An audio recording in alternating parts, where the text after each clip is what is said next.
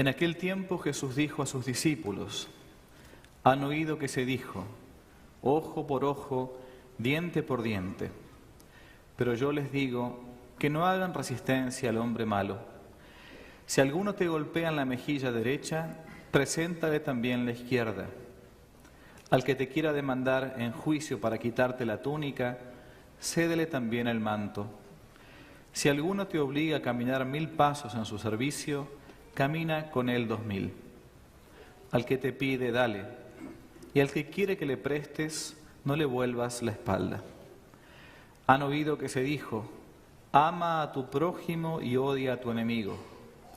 Yo en cambio les digo, amen a sus enemigos, hagan el bien a los que los odian y rueguen por los que los persiguen y calumnian, para que sean hijos del Padre Celestial, que hace salir su sol sobre los buenos y los malos, y manda su lluvia sobre los justos e injustos. Porque si ustedes aman a los que los aman, ¿qué recompensa merecen? ¿No hacen eso mismo los publicanos? Y si saludan tan solo a sus hermanos, ¿qué hacen de extraordinario? ¿No hacen eso mismo los paganos? Ustedes, pues, sean perfectos como su Padre Celestial es perfecto. Palabra del Señor. Gloria a ti, Señor Jesús.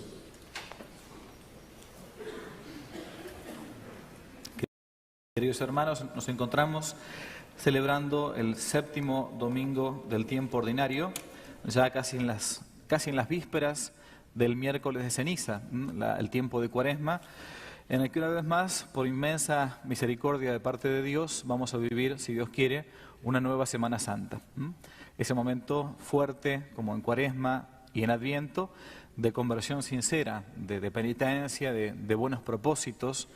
Dios nos regala una Cuaresma más para intentar vivir más íntimamente el misterio de la cruz, esa cruz por medio de la cual nuestro Señor nos redimió.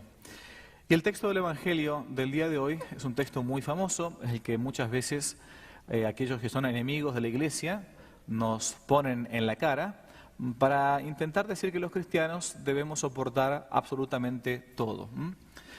En aquel tiempo Jesús dijo a sus discípulos, dice el texto de San Mateo, habéis oído que se dijo, ojo por ojo, diente por diente. El texto del Antiguo Testamento dice sangre por sangre, ¿no? Pero yo os digo, si alguno te golpea en la mejilla derecha, presenta también la izquierda. Bien, y a veces cuando uno se encuentra con algunas personas que no conocen bien los textos evangélicos o los textos de la patrística, podría uno pensar, así a primera vista, que el cristianismo es una especie de religión de gandhistas o de hipistas o de pacifistas, ¿no? Que uno debería aguantar cualquier cosa en cualquier lugar, en cualquier momento. Una vez, hablando con un católico que estaba recién convertido y pensaba que todo el mundo, toda la vida católica era pacifismo tipo Gandhi, ¿no? Me dijo, no, padre, no, hay que soportar siempre todas las cosas, ¿no? Si te pegan una mejilla hay que colocar siempre la otra, siempre la otra. Ah, qué bueno, le digo yo, qué bueno. Y entonces, cuando llega el momento en que Jesús es puesto en el juicio y lo bofetean en una parte de la mejilla y le rompen un pómulo, eso se puede ver en la Sábana Santa de Turín, ¿no? ¿Por qué Jesús no puso la otra mejilla, sino que dijo, si he hablado mal, dime en qué? Y si he hablado bien, ¿por qué me pegas? El mismo que dijo, el que te abofetea en una mejilla, pon también la otra, no puso inmediatamente la otra mejilla. ¿Qué fue lo que pasó? No, pero padre, Jesús era pacifista, era un revolucionario pacifista. Ajá, sí. Entonces, ¿qué pasó cuando en el Evangelio Jesús, 2 veces al menos, toma unas cuerdas y saca de latigazos a los mercaderes del templo? Entonces, ¡ching! O sea, que un problema. Tenemos un grave problema. Porque por un lado parece que Jesús predica una cosa, pero después hace otra. Por lo tanto, como no somos protestantes, entendemos siempre la Sagrada Escritura a la luz de lo que siempre enseñó la Iglesia. ¿Qué está en el catecismo esto? Bien, ¿cómo se entiende el texto de nuestro Señor, el que te golpea en una mejilla, pon después la otra, siempre ha sido muy fácil de entenderlo. Cuando se trata de un ataque personal a mi persona, por humildad, yo perfectamente puedo entonces aguantar las afrentas del prójimo y colocar no solamente una, sino todo el cuerpo completo, cuando es un ataque contra mí en lo personal. Pero cuando el ataque ya no es contra mí, sino contra un tercero indefenso, contra la familia o contra la misma patria, no solamente que yo no debo no defenderme, sino que debo hacer justamente todo lo contrario. Se encuentra todo esto en el catecismo de la Iglesia Católica, lo que llamamos la legítima defensa. Por eso un gran poeta decía, ¿no? Amar la patria es el amor primero y es el postrero amor después de Dios. Y si es crucificado y verdadero, ya son un solo amor, ya no son dos. Dios en primer lugar, la patria, la familia, y recién después uno mismo al final de todo. Una vez un profesor de moral nos enseñaba este texto del Evangelio y nos decía, bueno, miren, muchachos, en el seminario, si uno dijera que en todo momento y en todo lugar hay que aguantar todo tipo de afrenta, aun cuando sea contra un tercero, es como el caso de un joven que va con su novia caminando por la calle, ¿no? Y en el lugar contrario viene un hombre grandote, degenerado, y cuando pasa al lado de la novia, le da una palmada a la novia. ¿Qué diría el novio? Querida mía, pasemos de vuelta porque falta la otra parte. ¿No? Es insólito. Es ahí cuando entonces el varón, por más que uno mida 1,60, sea chaparrito, pequeño, y el otro mida 2 metros, y paciencia, paciencia. El honor de la novia, el honor de la esposa, de la hija, de la mujer, ahí está la defensa, ¿no? Entonces, cuando se trata entonces de mi propia ofensa contra mí fue, y no causa ningún escándalo eso, porque si, bueno, me aguantaré, puedo aguantarlo, es un acto súper virtuoso ese. Pero cuando se trata de la familia, de la patria o de los derechos de Dios, hoy se habla mucho de los derechos humanos, de los derechos de las minorías, de los derechos, pero no se habla de los derechos de Dios, es el gran olvidado. Entonces uno, si realmente es cristiano, ¿qué significa esto? Que pertenece al cuerpo místico de Cristo y es un miembro sale en defensa de otros miembros. Un miembro sale en defensa ni más ni menos que de la cabeza, que es Jesús, nuestro Señor, de la Iglesia, que es nuestra propia familia. Esta es la enseñanza normal. Y así se ha entendido siempre en toda la teología católica. La ofensa personal, yo podré aguantarla por virtud, si no daña a nadie. Pero la ofensa a un tercero, la familia, la patria o Dios mismo, no solamente que no debe ser aguantada, sino que hasta podría ser un pecado de omisión si yo no defiendo a mi familia, a mi país o a mi Dios. Esta es la primera enseñanza elemental. El cristianismo no es una religión de católicos vegetantes, sino de católicos militantes. Está en el catecismo esto. La iglesia militante, la que está aquí abajo, ¿no? La que todavía no llegamos a la patria del cielo, a la patria celestial. Estará después la iglesia purgante, por la cual pediremos en la Santa Misa nuestros fieles difuntos, los muertos.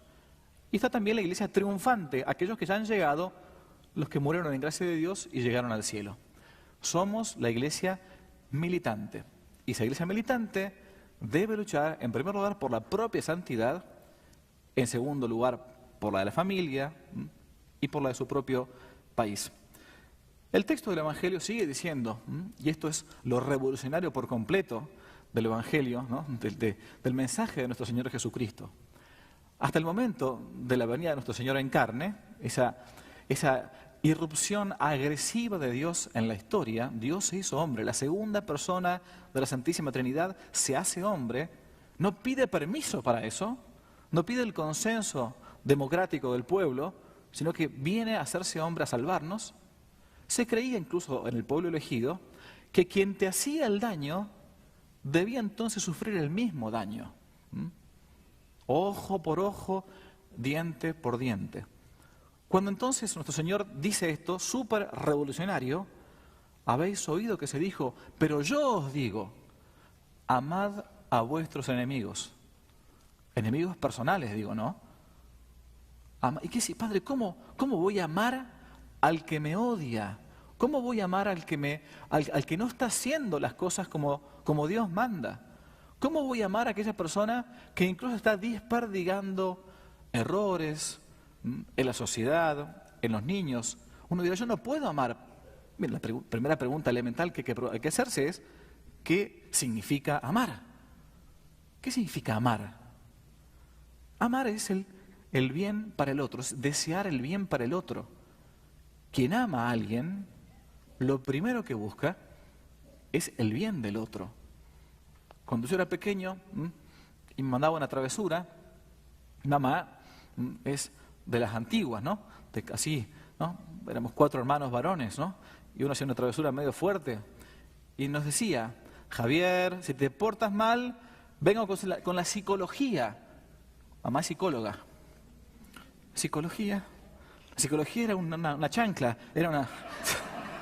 No, con la psicología no. Y nadie salió un perturbado, nadie salió un trastornado, ¿no? Bueno, a veces, bendito sea Dios que nuestros papás nos educaron, ¿no? Y nos pusieron en vereda, decimos, en mi patria, ¿no? Nos ubicaron, ¿no?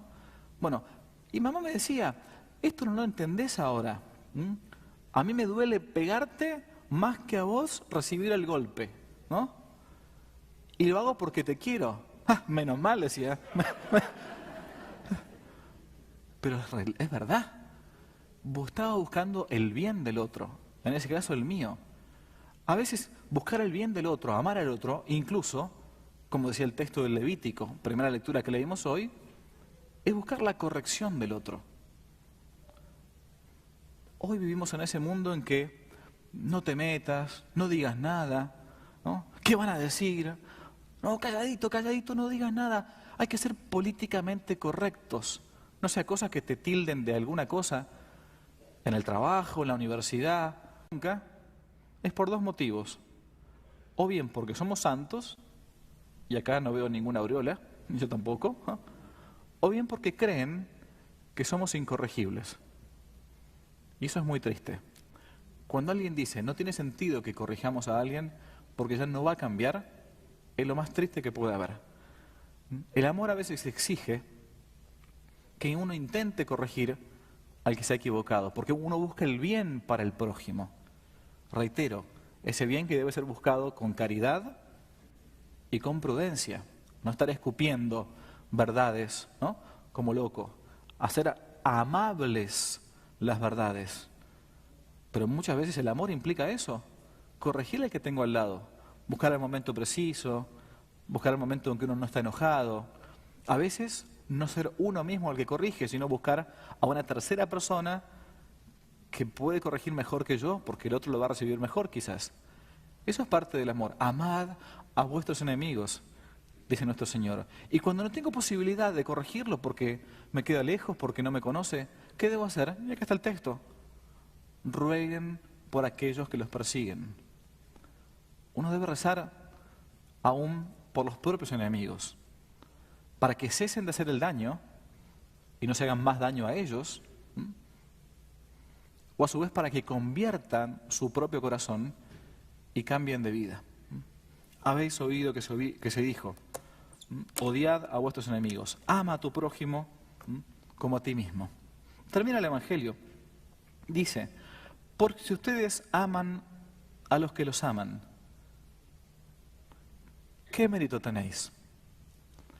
¿Cuál es la nota distintiva del cristiano? ¿Qué fue lo que cambió la mente de un imperio gigantesco como fue el Imperio Romano?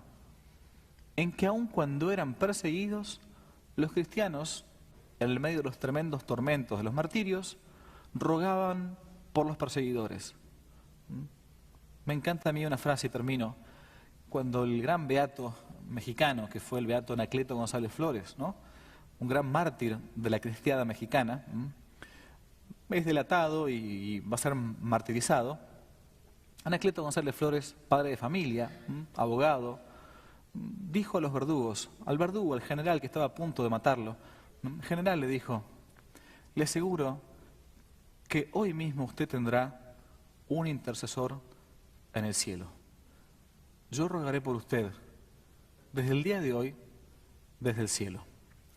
Ese amor entonces, que es crucificado, que es verdadero, amar a Dios, amar a la patria, a la familia y a uno mismo, debe ser ordenado, debe ser un amor a su vez militante, que aguante la ofensa cuando es personal, pero que busque siempre la defensa y la corrección cuando es hacia un tercero, y más aún cuando el que es vituperado o injuriado es Dios nuestro Señor o la Virgen Santísima. Pidamos en la Santa Misa del día de hoy especialmente tener conciencia de este catolicismo nuestro, que debe ser un catolicismo militante y no un catolicismo vegetante. Ave María Purísima.